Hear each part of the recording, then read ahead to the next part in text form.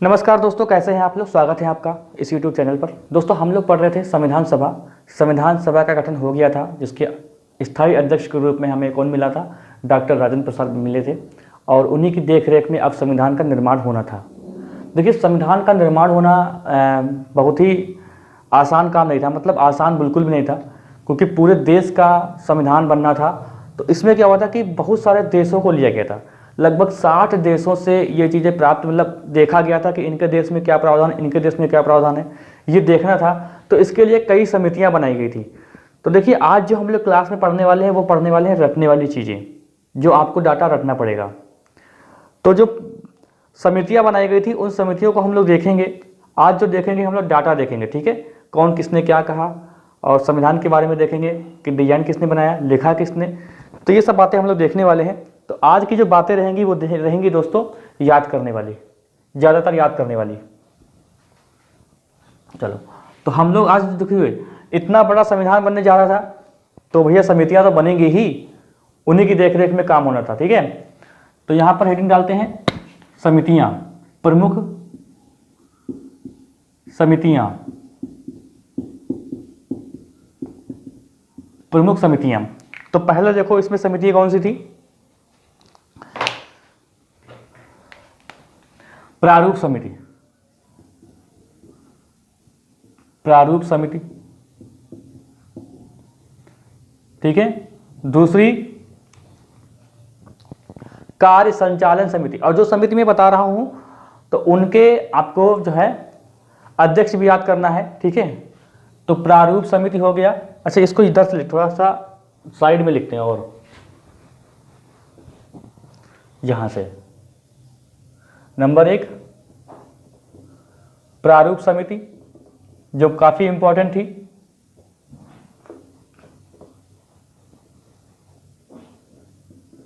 प्रारूप समिति, कार्य संचालन समिति,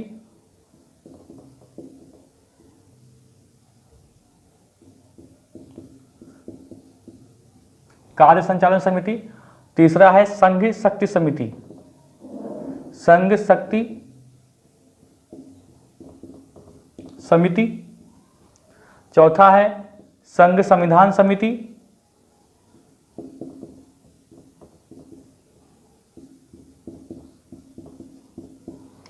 पांचवा है मूल अधिकार समिति, मूल अधिकार एवं अल्पसंख्यक समिति, अल्पसंख्यक समिति। छठा है प्रक्रिया समिति, प्रक्रिया समिति। सातवां वार्ता समिति।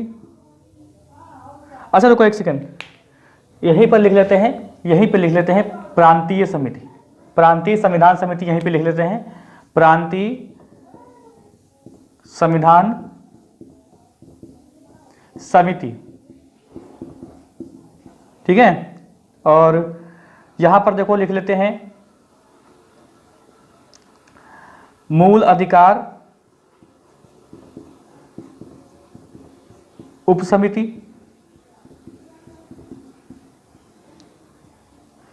और मूल अधिकार उप समिति, और क्या हो जाएगा अल्पसंख्यक उप समिति, अल्पसंख्यक उप समिति।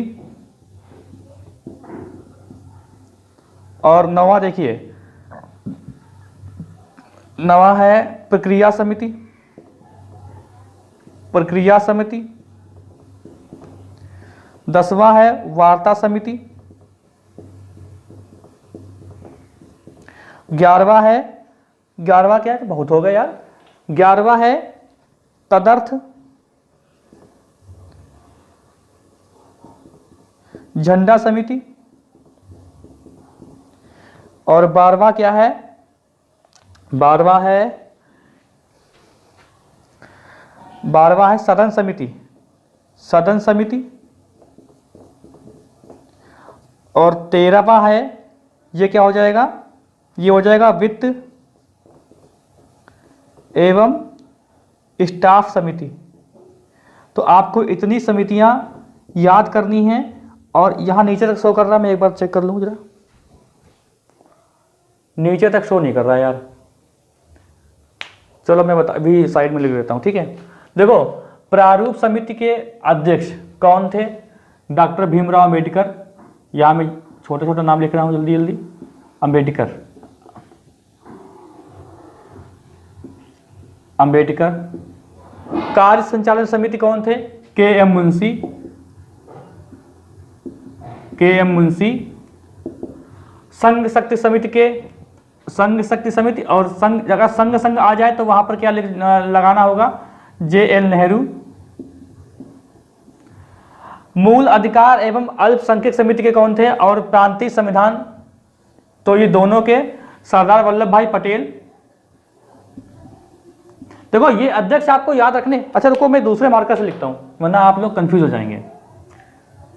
दूसरे मार्कर से लिखेंगे तो थोड़ा सा कुछ अच्छा प्रभाव पड़ेगा। हालांकि शेयर नहीं करने वाले हैं आप लोग, लेकिन प्रभाव अच्छा पड़ेगा। देखो अंबेडकर जी हैं, ये अंबेडकर है। कार्य संचालन समिति के कौन है? के एम मुंशी। मैंने आपको पहले बताया कि आज की क्लास रटने वाली है। और जे एल नेहरू। और देखो, मूल अधिकार एवं अल्पसंख्यक समिति और प्रांतीय संविधान समिति, ये सरदार वल्लभ भाई पटेल। तो लिख लो पटेल, पटेल। मूल अधिकार उप समिति, ये है जेबी कृपलानी, जेबी कृपलानी। अल्पसंख्यक उप समिति, तो अल्पसंख्यक उप समिति क्या होंगे? अल्पसंख्यक उप समिति है एच.सी. मुखर्जी, एच.सी. मुखर्जी, ठीक है। प्रक्रिया समिति, वार्ता समिति और तदर्थ झंडा समिति, राजेंद्र प्रसाद, राजेंद्र प्रसाद। और सदन समिति, यार मैं मार्कर जरा चेंज करूँ, ये चल नहीं रहा मार्कर। कहाँ गया भाई, कहाँ गया यार? हाँ ये वाला, ठीक है। तो सदन समिति पट्टाभी सीतारमैया, तो सीतारमैया, सीतारमैया। और वित्त एवं स्टाफ समिति, ये वित्त एवं स्टाफ समिति कौन है? वित्त एवं स्टाफ समिति है एन.एन. सिन्हा, एन.एन. सिन्हा। देखो यहां पर, अच्छा यार इसको ऊपर लिखते हैं, थोड़ा रुको, इसको थोड़ा ऊपर लिखते हैं भाई, ये आपको दिख नहीं रहा था ना, तो यहां पर आओ। ये वित्त एवं स्टाफ समिति, इसके कौन अध्यक्ष थे? N. N.. Sinha, N. N.. Sinha, N. N.. Sinha, ठीक है। वित्त एवं स्टाफ समिति के अध्यक्ष, एक जगह मैंने गूगल पे देखा है राजेंद्र प्रसाद लिखा हुआ है, लेकिन मुझे लग रहा है कि एन.एन. सिन्हा ही सही होगा, क्योंकि मैंने गूगल पे कई जगह चेक किया, तो किताब में भी चेक किया तो एन.एन. सिन्हा ही लिखा है वो है, ठीक है। तो इसका आप स्क्रीनशॉट ले लो, इसका आप स्क्रीनशॉट ले लो, तो फिर आगे चले हम लोग। अब देखिए इतनी सारी जो समितियां बनी थी, तो इसमें अध्यक्ष थे, लेकिन हुआ क्या था कि इसमें बहुत सारे सदस्य हुआ करते थे, बहुत सारे सदस्य, ठीक है। तो सदस्यों की संख्या जो बहुत ही इंपॉर्टेंट है वो प्रारूप समिति है, प्रारूप समिति। तो प्रारूप समिति में सदस्यों की संख्या आपसे अक्सर पूछी जाती है, अक्सर। तो हम लोग यहीं पर देख लेते हैं प्रारूप समिति के सदस्य। तो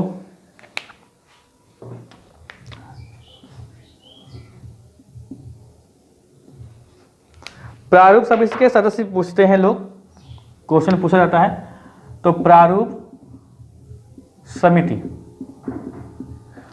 तो प्रारूप समिति देखो, अध्यक्ष कौन थे? सबसे पहले नाम लिखते हैं अंबेडकर जी, अंबेडकर, हो अंबेडकर नहीं लिख पा रहा हूं मैं। अंबेडकर कौन है? अध्यक्ष है भैया। अब देखो ये बहुत ही इंपॉर्टेंट है, ये आपको अध्यक्ष सबको पता होना चाहिए। इसमें से प्रारूप समिति, कार्य संचालन समिति, संघ और ये प्रांतीय समिति, ठीक है, और प्रक्रिया समिति, तदर्थ झंडा समिति, ये आपको बहुत इंपॉर्टेंट है, ये आपको अच्छे से आनी चाहिए, ठीक है। तो अंबेडकर जी जो थे प्रारूप समिति के अध्यक्ष थे।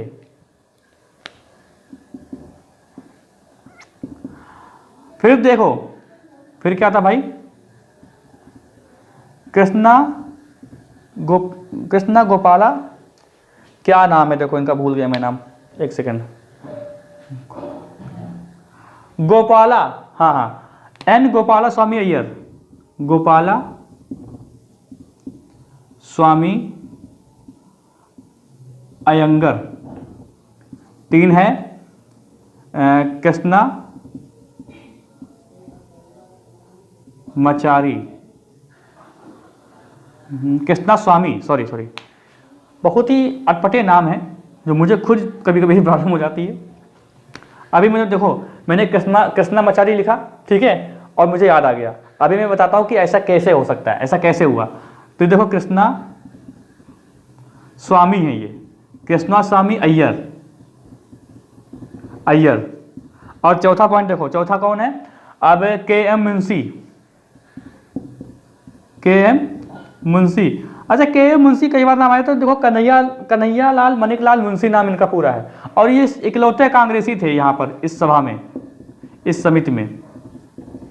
5वां है मोहम्मद सदाउल्ला,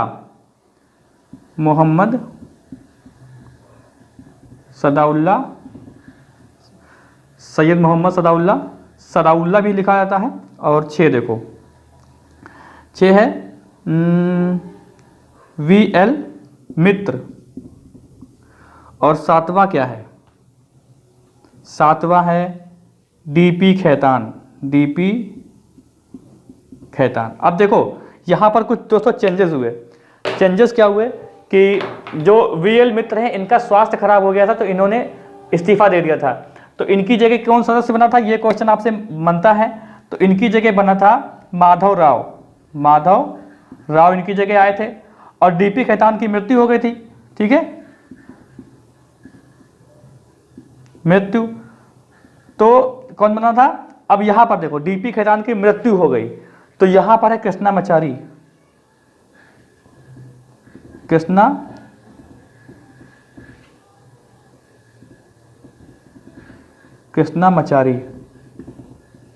देखो क्वेश्चन आपसे ऐसे बनेगा कि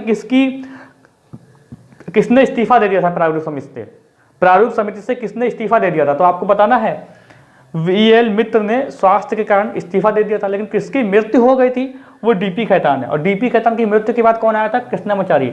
और मैंने ऐसे याद किया कि कृष्णा मचारी, मैंने माँ को ले लिया, माँ मतलब मृत्यु, और यहाँ कृष्णा स्वामी, तो बस इतना मैंने याद किया, कृष्णा स्वामी ये है और कृष्णा मचारी ये है, क्योंकि माँ लगा है, माँ से मतलब मृत्यु के बाद आए थे, तो ये कृष्णा मचारी हो गए, और ये कौन हो गए, माधव राव। तो ये आपको याद रखना है हर हालत में। तो ये सदस्य आपको याद रखने हैं, इसका आप स्क्रीनशॉट लो, आगे चलते हैं भाई, ठीक है। मिटाऊं इसको मैं, कोई भी क्वेश्चन आपके दिमाग में हो, कोई भी डाउट हो, तो आप लोग तुरंत कमेंट बॉक्स में कमेंट करिएगा, ठीक है। अपने दिमाग में डाउट नहीं रखिएगा। अगर आप देख रहे हैं वीडियो को, तो भाई वीडियो को लाइक भी कर दिया करें और शेयर भी कर दिया करें। चैनल पे जो लोग नए हो, चैनल को सब्सक्राइब कर लें, बेल आइकन दबा दें, जिससे वीडियो का नोटिफिकेशन आपको बराबर मिलता रहे। 5:30 बजे इस क्लास के आने की टाइमिंग है, शाम को। देखो, सब कुछ हुआ, संविधान बनके तैयार हुआ, संविधान दोस्तों बनके तैयार हुआ। संविधान जब बनके तैयार हुआ तो कितना समय लगा, कुछ पॉइंट यहाँ पे देखो। पहले कुछ और चीज़ देखते हैं। देखो, संविधान बना, संविधान की जो बुक है उसमें कुछ डिजाइन बनी हुई है, तो उस डिजाइन को किसने बनाया। तो यहाँ पे कुछ पॉइंट मैंने बताया कि आज याद करने वाली क्लास है। तो देखो, डिजाइन किसने बनाया, लेखक कौन है, और प्रकाशित कहाँ हुई थी, यानी प्रकाशित कहाँ हुई थी, हिंदी अनुवाद किसने किया था, मोहर कौन सी थी इस पे, और प्रमुख प्रारूपकार कौन था, संविधान सभा का सचिव कौन था, देखो डिजाइन, डिजाइन किसने बनाया था ये आपको देख बताना है। तो डिजाइन देखो बनाया था, अब ये तो चलेगा नहीं मार्कर, हिल गया यार, कोई सेकंड, कुछ हिला, चलो कोई बात नहीं। डिजाइन बनाया था किसने, नंदलाल बोस, और नंदलाल बोस, और किसने बनाया था, और बनाया था नंदलाल बोस और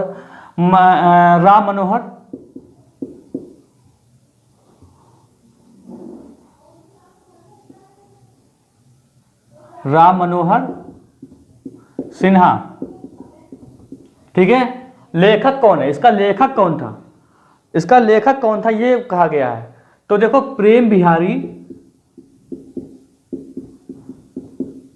बिहारी नारायण रायजादा। देखो जो मूल संविधान था वो इंग्लिश में लिखा गया था, इंग्लिश में, ये ध्यान रखिएगा, इंग्लिश में। और प्रकाशित कहाँ हुई थी, ये प्रकाशित कहाँ हुआ था, तो हुआ था देहरादून में प्रकाशित हुआ था।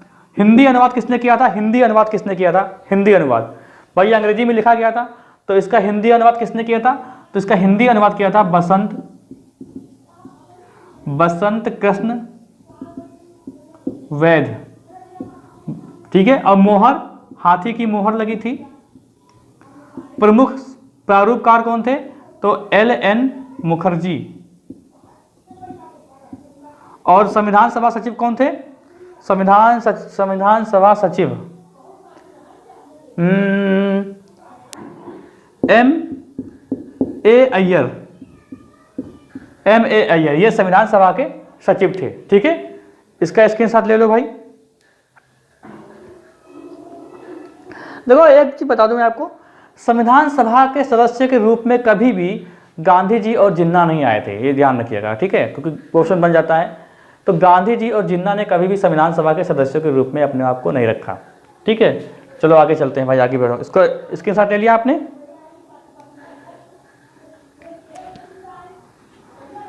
तो डिजाइन बनी हुई है, साइड में जो डिजाइन बनी हुई है वो इनको दिया गया था। ठीक है, आजकल जो हम लोग लोगो बोल देते हैं, लोगो कभी डिजाइन हुआ करती थी। ठीक है, तो आजकल बोलते नहीं है कि उसका लोगो किसने बनाया, लखनऊ मेट्रो का लोगो किसने बनाया। ठीक है, ऐसे बोलते नहीं है। तो देखो, तो अब क्या करेंगे, जैसे कि सामान्य जानकारी ले लेते हैं संविधान की। इसमें जो मूल संविधान था हमारा, मूल संविधान तो जब बना था, बनके तैयार हुआ था, तो बनके जब तैयार हुआ था, देखो पहली बात तो ये देख लो कि संविधान बनके कब तैयार हुआ था। तो संविधान अंगीकार किया गया, ये देखो पहले अंगीकार किया गया या बनके तैयार हुआ 26 नवंबर 1949। लेकिन इसको लागू नहीं किया गया।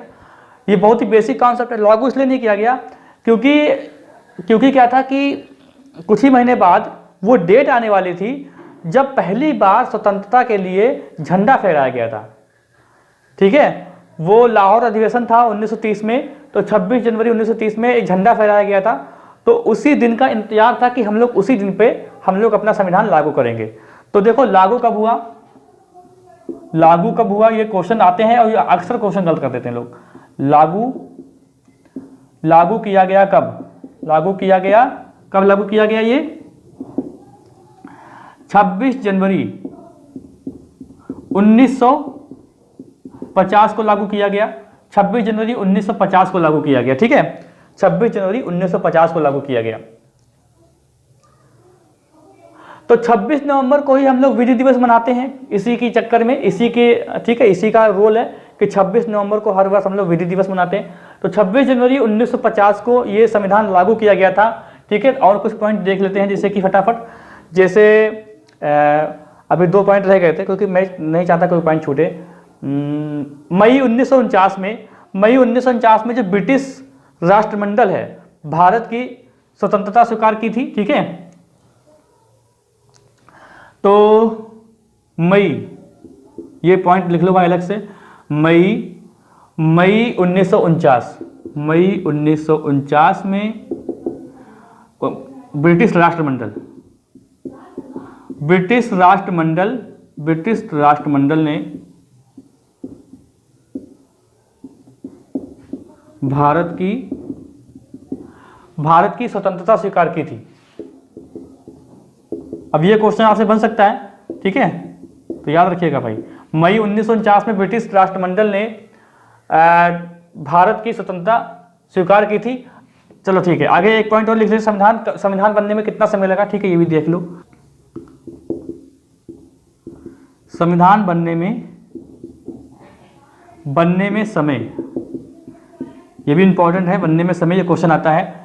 तो आपको लगाना क्या है, आपको लगाना है 2, 11, 18, ठीक है।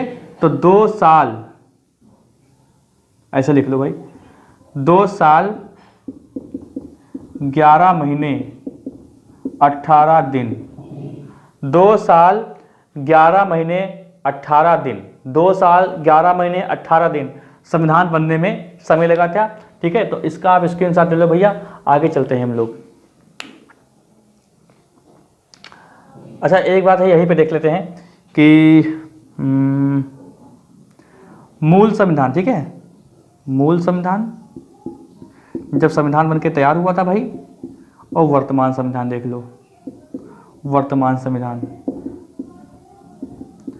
देखो, मूल संविधान में क्या था कि 22 भाग थे, 22 भाग थे, तो भैया 22 भाग इसमें भी हैं, 22 भाग इसमें भी हैं। देखो 22 भाग हैं, लेकिन भाग जोड़े भी गए थे। तो जोड़े का मतलब ये नहीं है कि 23, 24, 25 हो गया, जैसे कि 9 भाग में 9 भाग 1 जोड़ा गया, ऐसे, ठीक है। तो 22 भाग हैं, अभी भी 22 भाग माने जाते हैं। और अनुसूची बढ़ी है, अनुसूची पहले कितनी थी, 8 थी, जो वर्तमान समय के जो है उसमें कितनी है, 12 अनुसूचियां हैं, 12 अनुसूचियां हैं।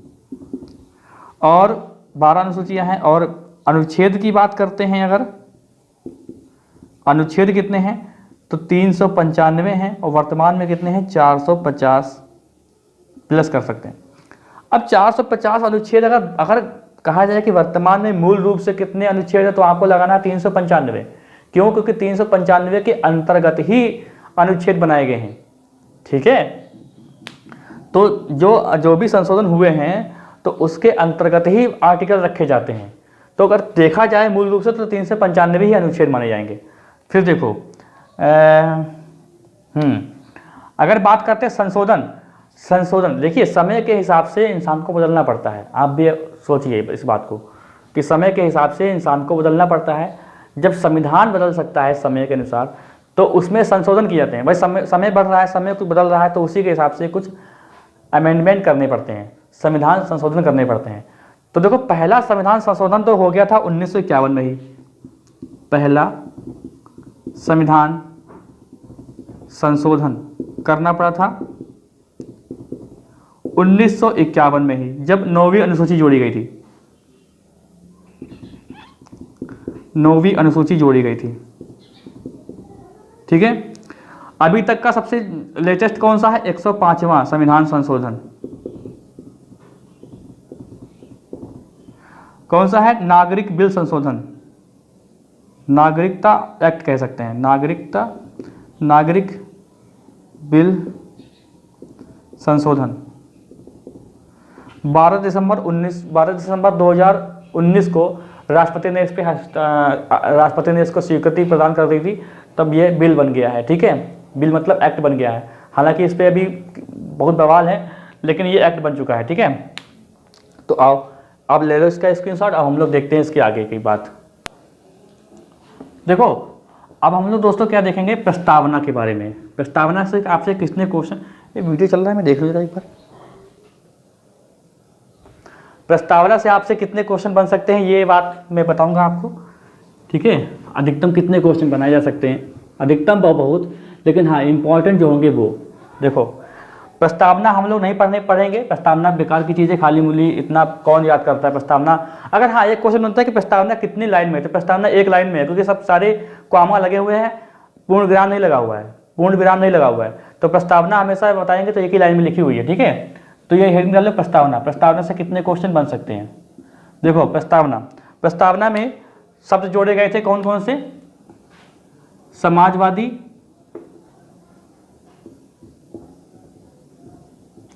समाजवादी और धर्मनिरपेक्ष, पंथ निरपेक्ष, पंथ निरपेक्ष और क्या जोड़ा गया था भाई, अखंडता, अखंडता, ये शब्द जोड़े गए थे कब, 42वें संविधान संशोधन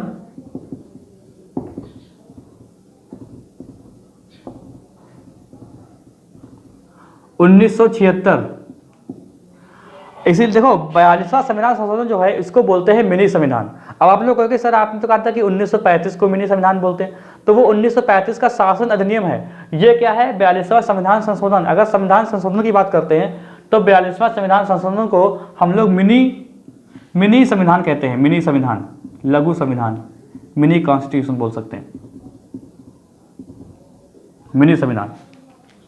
ठीक है, देखो जो प्रस्तावना थी, पहले जो बताया था, जो 1935 का जो पहले जो उद्देश्य प्रस्ताव प्रस्तुत किया गया था, उसमें प्रस्तावना में क्या था, थोड़ा सा बदला गया था। हालांकि उद्देश्य प्रस्ताव ही आगे चल के प्रस्तावना बनती है। देखो 3 प्रकार के न्याय की बात की गई, इसमें 3 न्याय की बात की गई। देखो सामाजिक न्याय,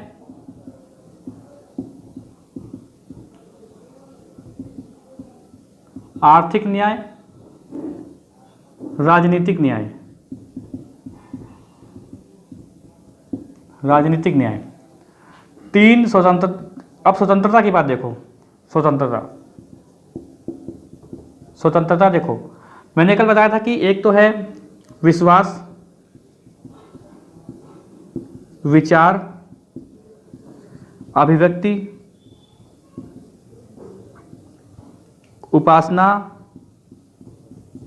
और ये धर्म, 5वां धर्म, इसमें धर्म आ गया। ठीक है,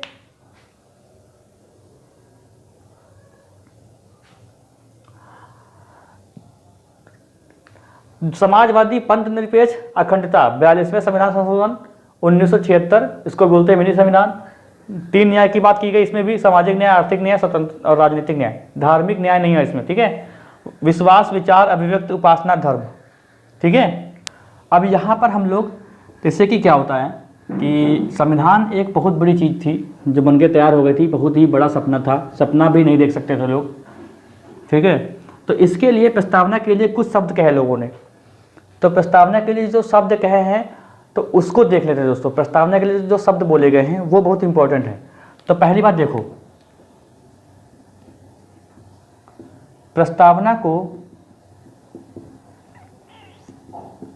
संविधान की कुंडली कहा, प्रस्तावना को संविधान की कुंजी कहा। ठीक है, प्रस्तावना को संविधान की आत्मा व आभूषण कहा, आभूषण कहा। ठीक है, प्रस्तावना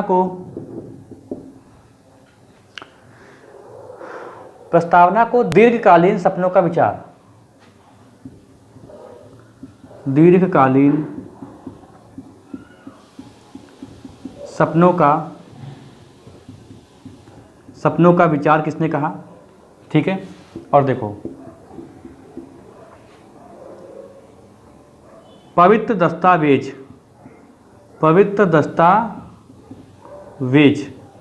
तो देखो लिखो फटाफट। कुंडली किसने कहा, ये कहा के.एम. मुंशी ने, के.एम.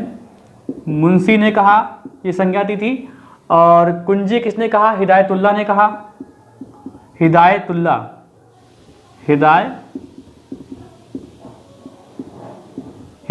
ने कहा। आत्मा व आभूषण किसने कहा, ठाकुर सिंह दास भार्गव। दीर्घकालीन सपनों का विचार, मतलब प्रस्तावना को दीर्घकालीन सपनों का विचार किसने कहा है, ये कहा है कृष्णा स्वामी अय्यर। और पवित्र दस्तावेज किसने कहा है? तो ये कहा है अंबेडकर जी ने। अब देखो, आपके दिमाग में ये कन्फ्यूजन आ गया होगा कि आत्मा तो सर कहा है अंबेडकर जी ने, लेकिन वो एक अलग चीज़ है। वो अनुच्छेद 32 है, ठीक है, संवैधानिक अधिकार, मौलिक अधिकारों का संवैधानिक अधिकार। तो वो अनुच्छेद 32 को कहा है अंबेडकर जी ने संविधान की आत्मा। लेकिन अगर प्रस्तावना को संविधान की आत्मा पूछे तो वहां लगाना है ठाकुरदास भार्गव। अब ये सब चीज़ें क्यों किसी ने संज्ञा दी, क्यों संज्ञा दी? आपके दिमाग में आ रहा होगा कि ये सब कहने की क्या जरूरत थी। तो देखो, ऐसा होता है कि संविधान बनना बहुत बड़ी बात थी। जैसे कि क्या होता है कि एक कोई शायर आपने देखा होगा जो अच्छी अच्छी शायरी मारता है महिलाओं के लिए, या फिर कोई जो एक प्रेमी है अच्छी अच्छी शायरी मारता है तो संज्ञा देता है अपनी प्रेमिका को कि तुम्हारा जो मुख है चंद्र के समान है, तुम्हारी आँखें हिरणे की जैसी हैं। तो ऐसा था कि ये भी एक क्या था कि सच्चा प्रेम कह सकते हैं इसको। तो संविधान बनाना, ये जब बन के तैयार होता है इतना खुश थे, तो इन लोगों ने ऐसी ऐसी संज्ञाएं दी, इतना खुश थे। क्योंकि होता ना कि किसी के, जैसे कि कभी कभी क्या होता है कि आप किसी से प्रेम करें और वो प्रेम आपको मिल जाए तो आप बहुत खुश हो जाएंगे और आप एक से बढ़कर एक संज्ञा देंगे अपनी प्रेमिका को। तो ऐसे ही ये प्रेमिका समझ लो, उससे भी भगवान, संविधान को भगवान मानते हैं एक तरीके से कहा जाए तो उससे भी बढ़कर था उस समय ये। तो इसलिए लोगों ने संज्ञा दी कि प्रस्तावना ऐसी चीज़ है कि प्रस्तावना में जब कभी कोई केस फंसता है तो प्रस्तावना को ही देखी जाती है, क्योंकि प्रस्तावना में ऐसे ऐसे शब्द लिखे हैं जहाँ पर कई अर्थ निकलते हैं वहाँ पर। तो प्रस्तावना से भी कई फैसले आते हैं। तो प्रस्तावना में ही पूरा निचोड़ है। तभी कहा ना कि संविधान की आत्मा है, ठीक है, कुंडली कहा, कुंजी कहा, आत्मा आभूषण कहा, सपनों का विचार कहा। तो ये सब संज्ञाएं दी गई किसके द्वारा? लोगों के द्वारा की गई। तो आपको ये ध्यान रखना है कि कौन किसने क्या कहा, ठीक है। तो क्लास को हम लोग यहीं तक रखते हैं और अगली क्लास में आते हैं तो इससे आगे का स्टार्ट करते हैं। बराबर बने रहिए आप लोग, नोट्स अपने बनाते चलिए। मिलते हैं हम लोग अगली क्लास में। चैनल को सब्सक्राइब जरूर कर लीजिएगा।